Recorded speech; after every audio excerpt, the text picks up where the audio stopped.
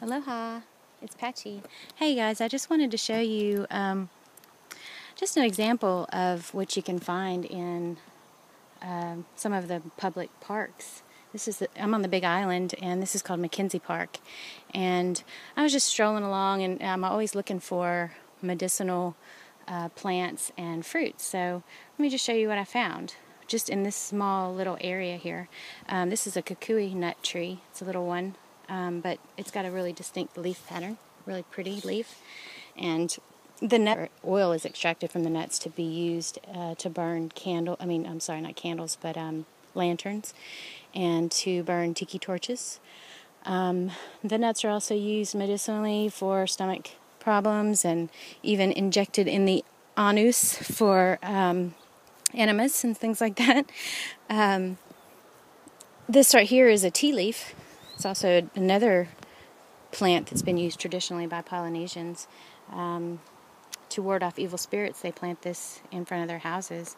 And it's funny because it's actually an antimicrobial. So I think that maybe they thought they were evil spirits, but they're actually microbes that they're trying to ward off.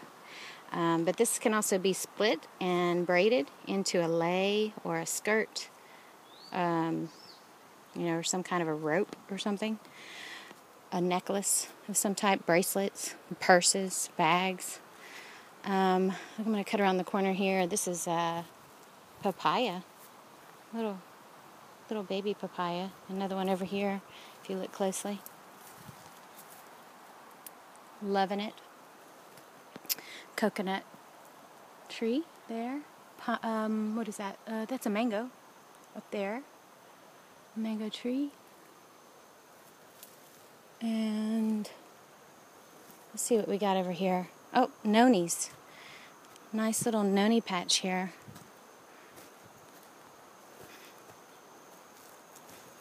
Really pretty clover.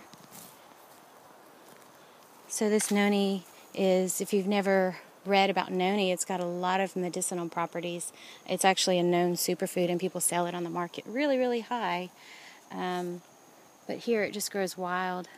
And if you just wait for the fruit to drop on the ground, that's the best time to eat it, because it's kind of fermented, and it's got a lot of good properties to help with digestion. It's anti-cancer, anti-bacterial, anti-inflammatory. You could probably study it for days. The leaf particularly can be used to wrap meat, like fish, mahi-mahi, ahi tuna, and cooked. Maybe even wrap some wild pig in there and cook it up in the oven, kind of roast it.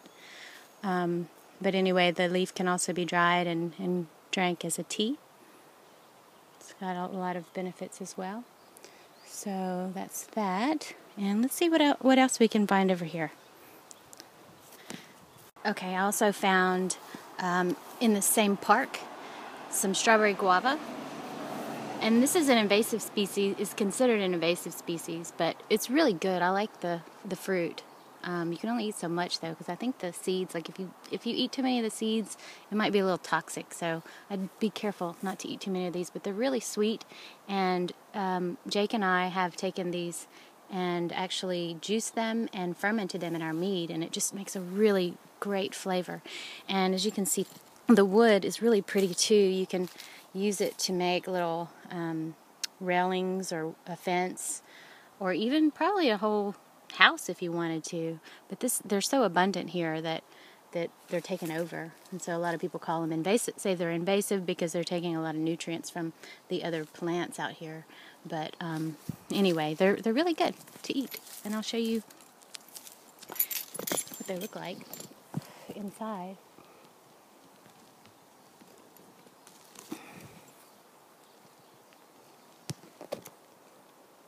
So, real juicy, but they're very seedy. It tastes like guava. These are, I think they're called Brazilian peppers, berries. They're actually kind of tasty, but they're dry. I read about them, and online some people call them red peppercorns. So you can use them as spices, kind of like black peppercorn. But I wouldn't suggest eating very many of those. But I just wanted to show you another secret that I learned from a friend of mine. A little trick. If you're a gardener and you need mulch, it's not always easy to find. If you go along these roads here, you'll see where they cut back some of these invasive trees. They'll also mulch it. So, huge pile of mulch, free mulch, right here. So I bring my pitchfork and a couple of garbage cans because I don't have a truck, and I just load it up. Alright, check this out, y'all. Coconut Grove. I don't see anyone camping out here right now, but usually there's one or two people with the tents, or I've seen people build huts out here out of coconut fronds.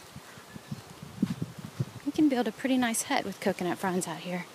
And some of these lava rocks are really good to use to make little fire pits, like this one right here.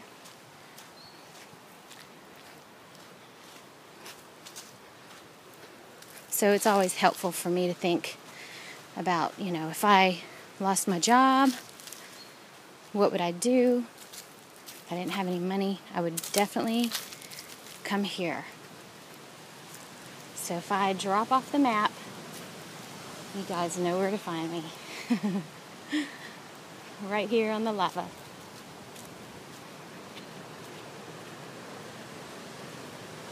I rarely ever see tourists out here. It's usually just locals and some fishermen from time to time. And they fish for eel a lot of times. I talked to one of the guys out here, and the waves kind of wash the eels up in these little ponds, and they just get their net and they scoop them out. Little permaculture talk here. Check out this mulch layer down here. This would be one of the best places to come get mulch. And every once in a while, you might find a nice coconut. There's some babies over there. I don't think those are edible. They might have some water in them. Check that out, though. Look at that. Forest floor is beautiful. So I like to come out here where it's really nice and mulchy and dig in. Get my MacKenzie blast in the nose.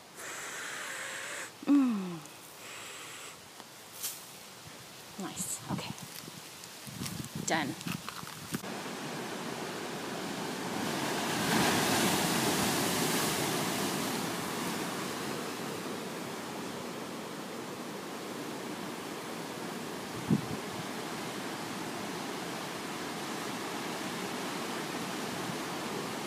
I'm looking for a pineapple.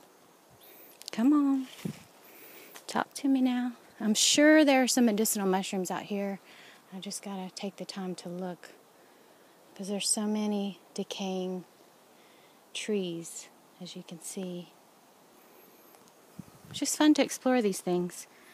So if you have a forest nearby, just take a walk one day and see what you find. I'm sure you'll find something medicinal, something edible, and it's pure Joy Town. So I might go down here a little bit farther and show you how crazy all this pineapple is. It gets crazy in there. Look at all that. Oh, I see a pineapple right there. But I don't think it is ready to be harvested quite yet. But that would be really badass if it was. Oh yeah, here it is right here. Check it out. Nice.